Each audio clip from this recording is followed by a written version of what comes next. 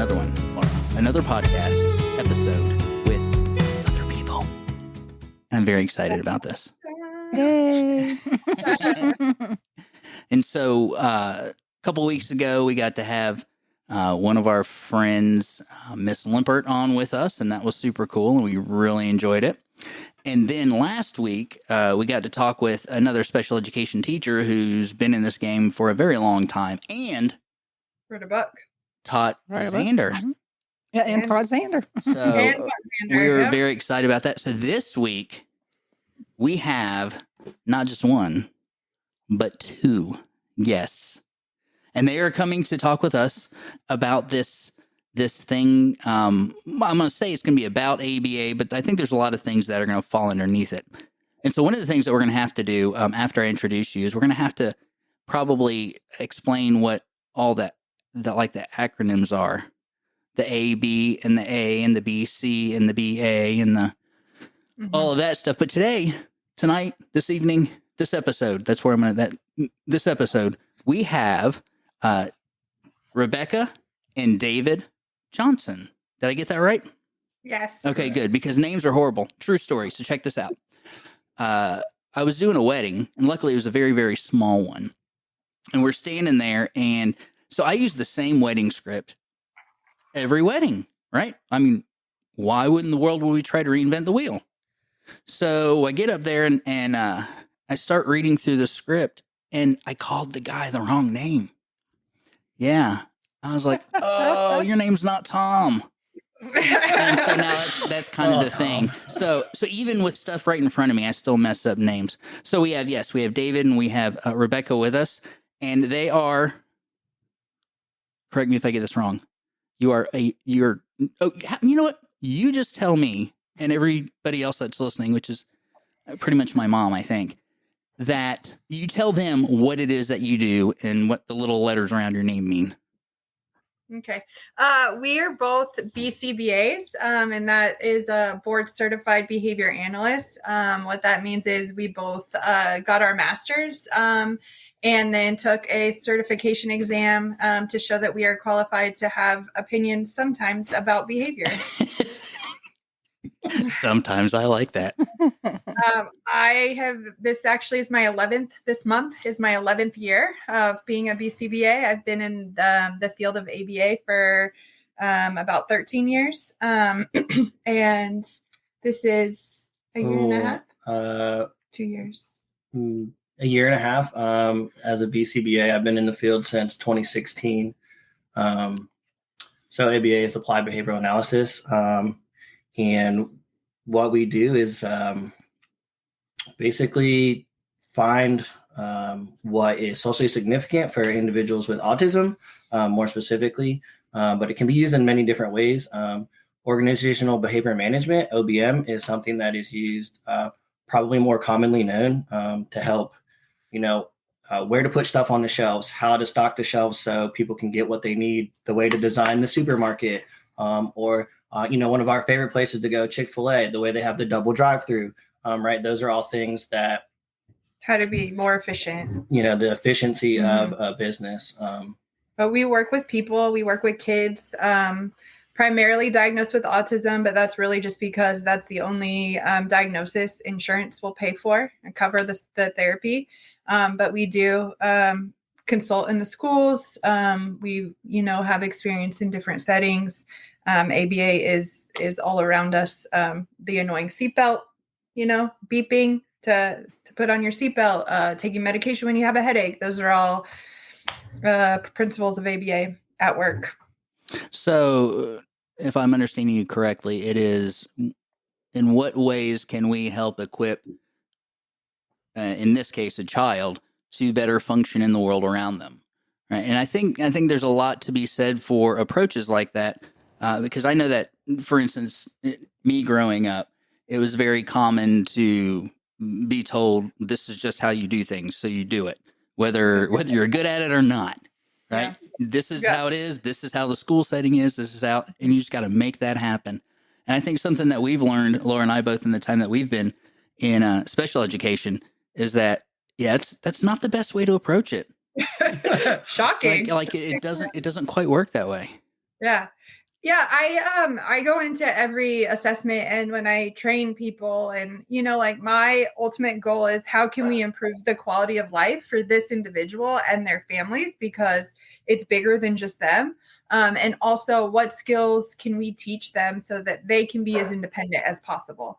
And that looks different for every individual. What means what Johnny's independent potential is going to be different than Jenny's independent potential, and that's determined by collaboration and figuring out what skills do we have now and where do you want them to go, and what is your plan for your child, and what is your plan, your 5-year plan, where do you want, what are your biggest struggles now, when they're older, what's the plan? Are they going to live independently? Are they going to figuring out? And that's hard as parents to kind of figure that out. But unfortunately, I think that's a big part of, especially having students with special needs, is something you do have to think about. What's the next step? What's the long-term goal? And kind of figuring out what that looks like, so we know how to target right now, so we can plan for that. Yeah, that definitely makes sense there. You're talking about having different plans. So, like, what is a behavior management plan that you describe as a successful one that you have made and that implemented in the school setting, and also how can you take that and put it in the home setting, because you guys you have different settings that you work in. So maybe first answer that. What are the different settings that you serve children and family, and then talk about a plan you implemented and how you go from those settings. So settings, me personally that I've worked in, other than the clinical setting, out in the community with multiple individuals, in home, in school. Also, there was a few clients that, I've attended, dentist appointments, or even something as simple as a haircut. We did that, which I thought was, probably one of the coolest things. Something that, most people would really take for granted, being able to get a haircut. Right. This family struggled for a long time. So the settings that, we have gone into is, just about any setting that the child will, enter in their own life or in the life of their family. So, and each setting is different. In our clinical setting, obviously, we have control of the environment. We have control of, the outside variables. We can set up the rooms in, the situations in the way that we need to. But it's not always like that. So in the classroom setting, some of the different behavior management strategies that have been used, first and foremost, we try to find positive reinforcement that's going to motivate to get the specific correct behaviors that we're looking for. One small downfall is typically sometimes we don't have the appropriate skill set that we need to reach the function of that behavior. So, for example, if, we're engaging in, a disruptive behavior, a scream or something, that could be to get attention, right?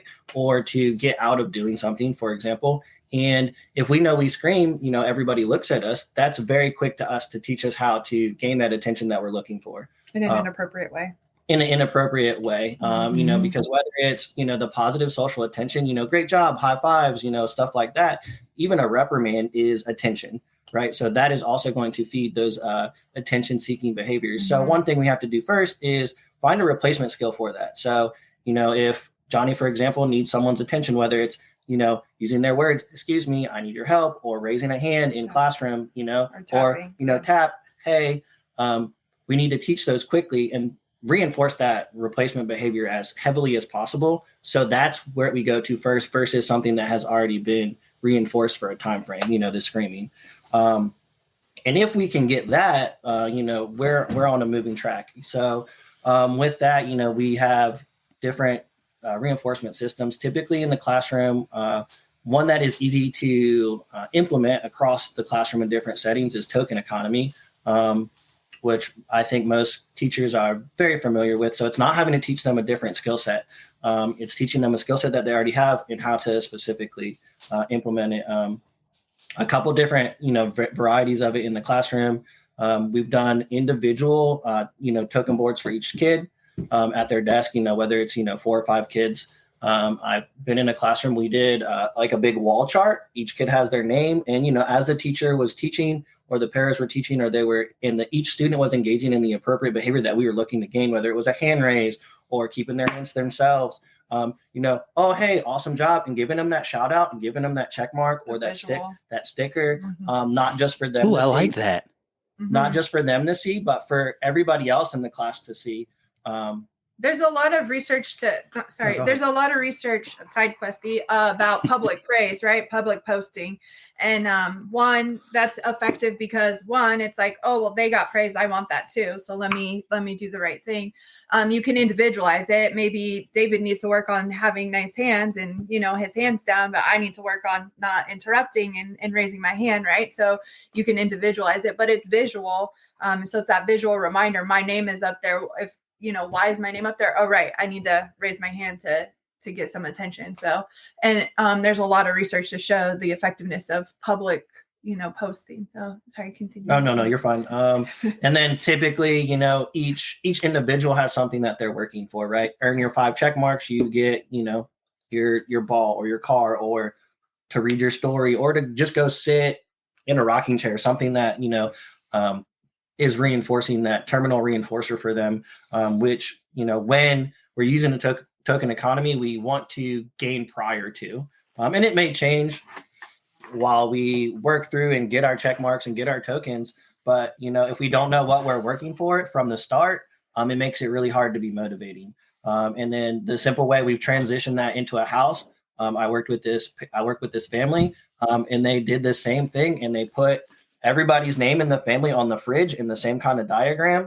And although it was just for the daughter, mom's name was up there, dad's name was up there, brother's name was up there. So anytime anybody engaged in those appropriate behaviors, doing their chores, picking up their stuff, putting their backpack away where it goes, finishing their homework, these simple things, brushing their teeth, not yelling at their sibling, using kind language, they would get their check marks and, their 5 check marks or their 10 check marks. And, we get whatever it was at the time, time on a tablet, our ice cream treat. So those are those positive reinforcement ways to do that.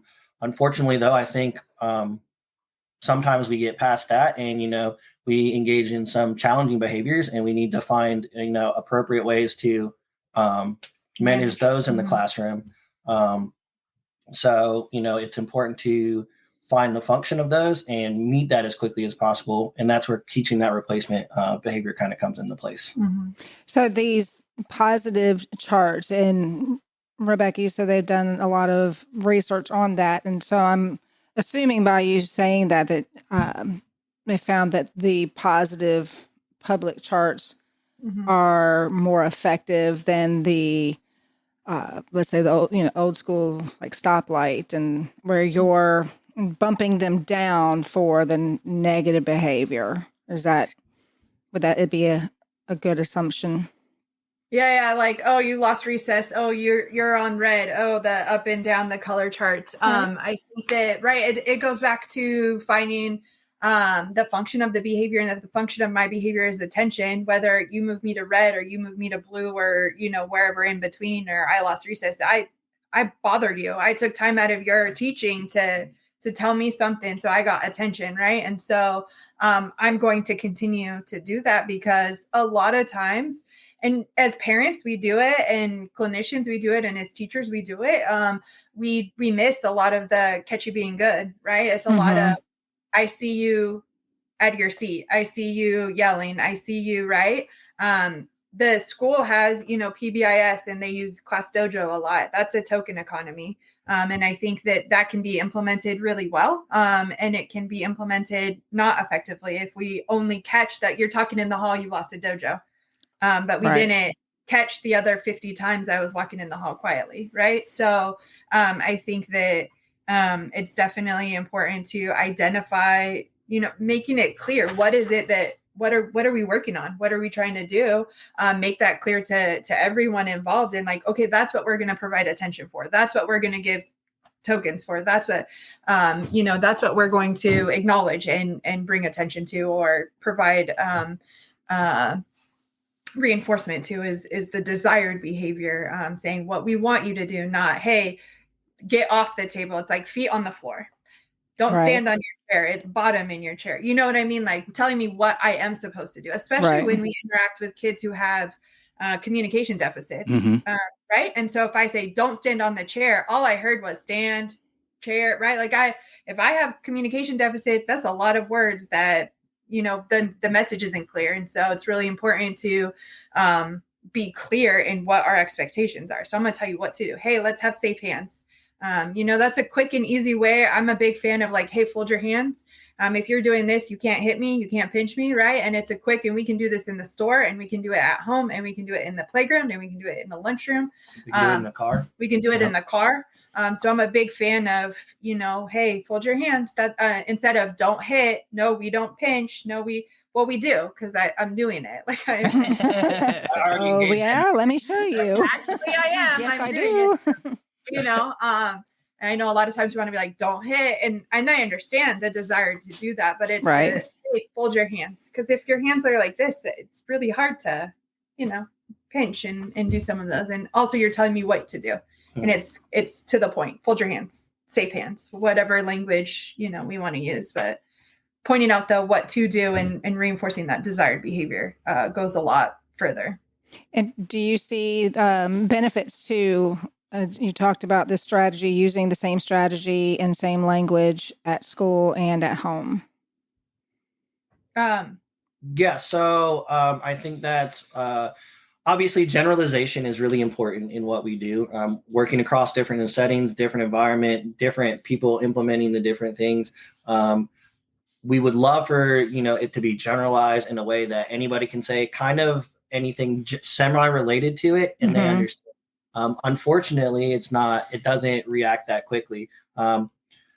Typically when we teach replacement behaviors or, even that simple fold your hands or calm hands, it is the same immediately, just to get that response. That way, calm hands. Great. Thanks for coming. Calm hands. Great. And reinforce that calm hands. So that would be the SD that we would teach everybody to use. And it would be really important to use that, because that in our setting in the clinic, that's what we have used to, implement that. This is the behavior, the desired behavior we're looking for.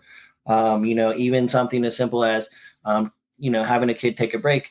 Some of the kids, depending on their communication skills, hey, bud, you look frustrated. Let's take a break. Right. Which is fine if we have that communication skills. But if we have the, receptive and expressive deficits, we need to find a way to, quickly do that.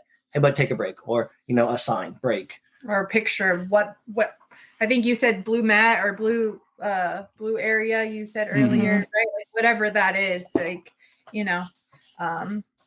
I think the communication is super important. It's important across all settings. And so generalization in the sense of we have the skill here, it's great if in my four walls we can get this behavior under control, but that's not that kid's reality, right? They're going to go into the store, they're going to go into the school, they're going to go at home, and we need to be able to generalize that skill across all of those settings. And like David said, it's ideally we can kind of we try to teach different language so that they respond the same way, and it doesn't have to be in our experience, kids with autism are, we like routines, we like sameness, but we also have to teach flexibility and make it predictable. And so the model, if I model it and I say safe hands, and I model it and I say calm hands, and I model it and I say fold your hands, right? I'm using different language so that anybody might say something different, but they all mean this. So that's a way that's another form of generalization, is that I'm using different instructions,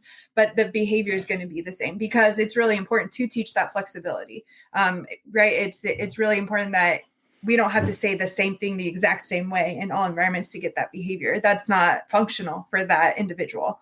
And so it's important that when we're teaching kids, either in the clinic or in the school setting, that we're embedding generalization into that and saying it different ways with the same model. And, yeah, period. You've talked a lot about, you're saying, kids and students and whatnot. Is there an age cap or your age range? Like what youngest, oldest of individuals you serve? I've served individuals. The oldest individual I've personally worked with, I believe he was 24. And with this individual, we worked. Very. Our communication skills were great. Some things in the world we didn't understand because it wasn't routine and regimented. Right. So some of the things we worked on is he had a big desire to get his GED. And then get a job. And he wanted to work at Taco Bell, which I love because, I support the Baja Blast. Oh, absolutely. So, the different things we worked on is one, figuring out, okay, what are the steps that we need to do to be able to take that test? Mm-hmm. Okay. Right. So we figured that out. I said, and then, we sat down, okay, what is going to be on that test and what do we need to be ready for? Oops. I think we froze. They froze. And as far as he got, sorry. Hi. Hey, we're So back. we figured out all the steps, right? And we got it scheduled, and he figured out how to get there. And he didn't drive, so it was like, okay, well, if your parents can't take you, what are other ways we can get there? He's like, okay, we can call an Uber. I didn't really follow up on how he got there, but he got there, he took it, he passed the test. And as far as I know, he landed that job at Taco Bell because we worked on job applications and interviews and stuff like that. We don't in the clinic, I've primarily in the clinic setting and in the school setting, we don't really have an age limit. It's as soon as kids can get diagnosed, again, because insurance only pays for a diagnosis. And as far as an age cap, we primarily work with children, but also ABA can be effective in any realm of life, abilities. But it's really what's appropriate and what's functional. If I have a bunch of 2-year-olds in the building and I have an 18-year-old who needs services to work on job applications, that's not really functional or appropriate setting for that individual. And so am I going to be able to serve his needs? Probably not in that setting, because right now our building is filled with, early intervention age. So it's kind of looking at that as far as ABA and what as a BCBA limits, there aren't really any. Our ethical code dictates we work within our scope of like what we know and what we have experience with in practice can do effectively and ethically, but also from a clinic standpoint, taking that into consideration. Can I meet your needs? Right? Is this an appropriate setting for you to be around at 24 to be around 2-year-olds? Probably not. And so taking that into account. Or flip side, right? If I have a bunch of 18-year-olds, right? Teenagers, is it appropriate to then have a 3-year-old come and, so it's just taking that into account and if we can meet your needs. And that's, on an individual clinic basis. But as a field, there isn't really a limit. We currently in our company where we work serve, I think our youngest is 2. And the oldest we currently have is 16. And so She's 17. my baby cannot be 17. Anyway, so but we worked out the schedule, so we have age like peers at certain, because that's the skill we're working on with that individual. We have different individuals. We have a 14-year-old who has very minimal communication and some self-injurious behavior and limited functional skills. And so he comes to see us in the afternoons and we work on those skills with him, so it's about making sure that we have the right supports in place and that we can meet those needs in the right age group. If we're working on social skills and I have no peers, I'm doing that student, that client a disservice. So if we come into contact with parents who maybe feel like they're at their end, they don't know what else to do. Little Jimmy, little Jill is middle school, high school, and it's not too late, right? We should have the parents can reach out and we'll get them in the right direction.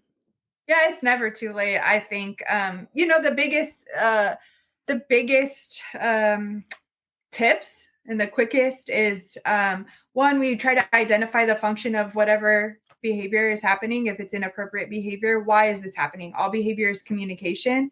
ABA focuses on four main functions, four main reasons why behaviors occur, and kind of categorize them accordingly. And then when we try to identify, okay, why is it occurring? What's a more appropriate way to meet that need? Right. So like we were talking about earlier, yelling, right? So yelling is not necessarily appropriate. Okay, what's a more appropriate way to meet that need?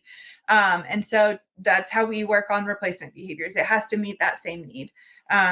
We have a kid who engages in a lot of vocal stereotypy. And so they're like, in a classroom setting, you can imagine this is really disruptive and it's pretty consistent and constant. And so, we try to do a component analysis. Okay, why are we doing this? Is it the sound? Is it the vocals? Do we need headphones? Can we try music? Is it the sensation? Do we need to simulate that in some way? Right? Like recreate that vibration.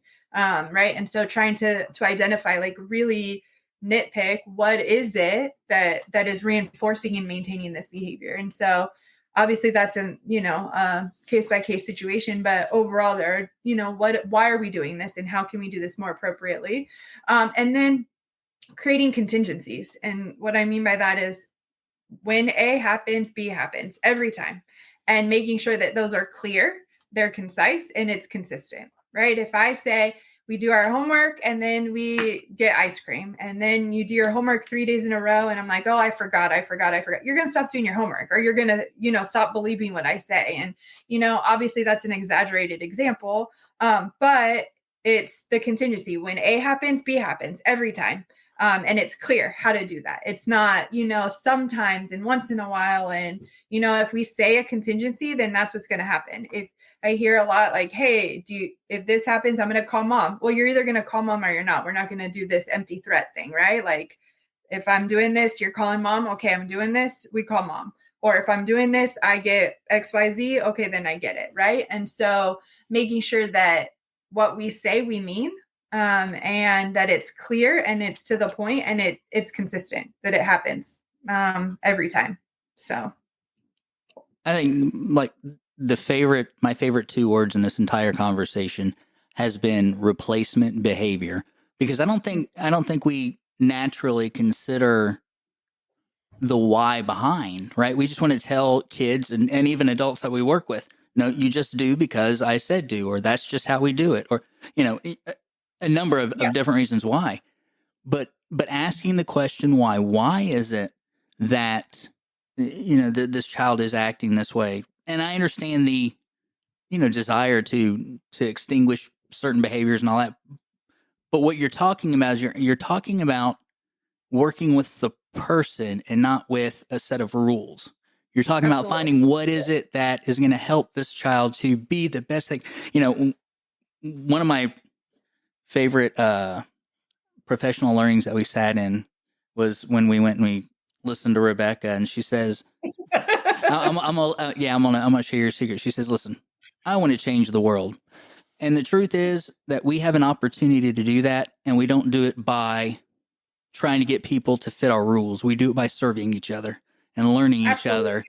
And so I just want you to know that Laura and I both, we respect and applaud what you guys do, and just keep doing it. I got to say, there was a time where I was like, ABA, what is that? That's just some of that hippie stuff, right? Yeah. But then to get to know people that have done the research, that are in the field, that are working with the kids, and to hear your heart and to hear and to see what you're saying in action has been fantastic. And I'm definitely a believer. So definitely. Yeah.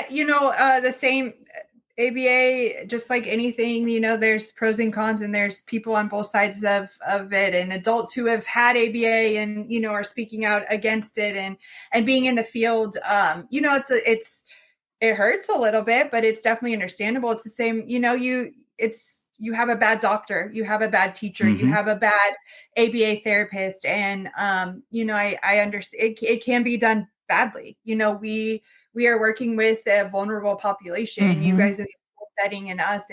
And a lot of times our kids don't have the words to say, and so that's always our first goal, is how can we get this kid words, whether that's with picture communication, with signs, with actual vocals, like how can we get this kid to express themselves however quickest and easiest for them. And and that's, I love to hear that you guys are fans because, we care so much. We spend, I'm sure, as you guys do, pillow talk is like, what did you think about this today? How can we, how can we do this better? And, oh, this happened today. And how can we help him? And it's not about checking boxes. I'm not here trying to be like, oh, he hit, we can't do that. How are we going to fix it? I'm not trying to fix it. How can I better meet your needs? Like, what is it that you're trying to communicate? And obviously our kids engage in inappropriate behavior and think it's hilarious and, and they sometimes know, and, do it on purpose and, and that's, understandable, but it's okay. How can we meet these kids where they are, and how can we meet their needs, and how can we help them navigate their world, Right. And so like you said, when we were growing up, it's just like, this is what it is. You go to school, you sit in class, you do your math. Part of what we do is figuring out these individuals, but also teaching these individuals to navigate a world that's not going to change for them. Right. So Yes. we have, the world is not going to change for them. That's unfortunate. But I think at least now, in this day and age, we have a lot more understanding. There's a lot more understanding of, autism and some other, deficits and what those things need. And, if we can at least show, our learners or our classroom kids or even the teachers how to bend this world that we're in to fit what they need, but also teach them the skill sets to be successful outside of those settings or in other settings. That's more important than anything. Collaborating with teachers and families and parents and caregivers and speech therapists. It's huge. It's a big part of what we do. Unfortunately, it's not always the easiest, right? It's like, I understand what it would be like for, to show up, first of all, probably potentially unannounced and be like, oh, hey, I'm here to observe you today. Yeah. Right. It's like when somebody says your full name, it's like you're going to the principal's office. Okay, what did I do wrong? What are you here to, Correct. tell me I can't do? And we try very hard, especially going into anybody else's setting. We're not here to judge you. We're here to. What do you need from me? We're here to be on the same team because, whether it's for the whole classroom or that specific individual, or even for you guys, like you just might be like, hey, I need help. And, that's great. One thing I learned a long time ago working with kids is you cannot do it by yourself. Preach. And that's the best way to do it is to work as a team. And we don't necessarily always have to see eye to eye. We don't even see eye to eye sometimes with programs that, we have for, clients at the clinic. But we both know that with us, at least it's our main goal is to give this kid the best life. And, Right.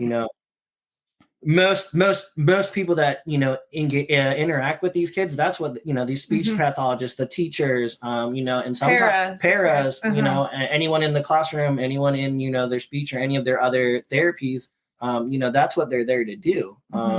And sometimes, sitting with these parents, the hardest thing is like just seeing how much they struggle to, one, understand what's going on, and two, to them, why is it not normal? Right.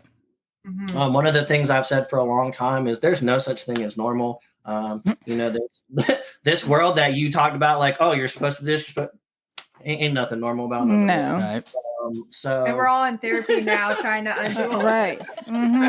Yes. We're all dysfunctional. Yeah, absolutely. in some way. Some of us just hide it better. Yeah, absolutely. But it's like, how do we work together? Like, I know I come into that. Hi, I'm, from the district to observe, and like, what do you need from me is usually my first question, is because I'm not here to question. I'm not here to judge. This is not necessarily how I would do things, but I say it all the time. I got my SPED teaching credential. I couldn't do it. That's why I do what I do. More power to you guys. And I mean that, and so trying to like lessen and take people off the defense. Cause we're all, I'm here to help you. I've ran small groups before. I'm here to observe a kid over there. It's like, okay, you need that. You're missing a para today. Let me jump in. And, I can observe that kid while I'm sitting here, helping. And sometimes, it's like, okay, now we can be friends. Now we're on the same level. I've helped you. Are you okay with me being in your room now? Yeah. And Well, we call it pairing. There's a strategy in ABA called pairing, and we could go into the technical, but like in a applicable setting, it's pairing yourself with reinforcement. Hey, I'm here to help you. So when you see me, you're like, oh, that's the one who will step in, and and we do that with adults too. For kids, it's like, that's the one that gives me the high fives. That's the one that will give me Avengers stickers, right? But we have to do it with adults too. It's, hey, that's the one who will answer my questions. That's the one who will jump in, right? And that's part of my role, our role as a collaborator, as a provider, consulting, especially going into classrooms and especially going into homes, right? Like, that's your domain. I am just here to figure out how can I make your life easier, So, yeah, go team. Well, David and Rebecca, I think it's about time for us to wrap this up. But let me say, so oftentimes you'll hear people talk in different fields, and they'll say all the right things and all the right words, but everything that David and Rebecca have shared with us, like, we've seen it and experienced it firsthand. We've heard both of them say, hey, we're here to help you. How can we help? And then we've seen them actually there and help. So yes. So not just all talk, but thank you so much for, number one, what you guys do. And we get all excited every time we see you guys come to the building. Because we know that you're there. Like I said, you're there to serve these kids, to love these kids, and to help them be everything that they can be, regardless of what happens outside of the building. Like, it really is about them. And also, thank you for hanging out with us and doing this podcast. Maybe we'll do it again sometime. What do you think? Yeah, absolutely. We could talk about what we do all day. That's what I was getting ready to say. They're like us. We can talk about our jobs, and y'all can talk about your jobs. I'm sure, and we do the same. We do the same thing. We come home and say, okay, so let's go sit out back, and maybe we'll talk about what are we doing this weekend. Well, hey, do you know what happened today? And Usually it goes more like this. Man, I'm so tired. Yeah, me too. Let's get home and we just relax. About the time my rear end hits the seat, we're talking about work. So, yep, that's about right. But again, thank you guys, and we'll talk to you some other time. Yeah, thank you for having us. Sure enough.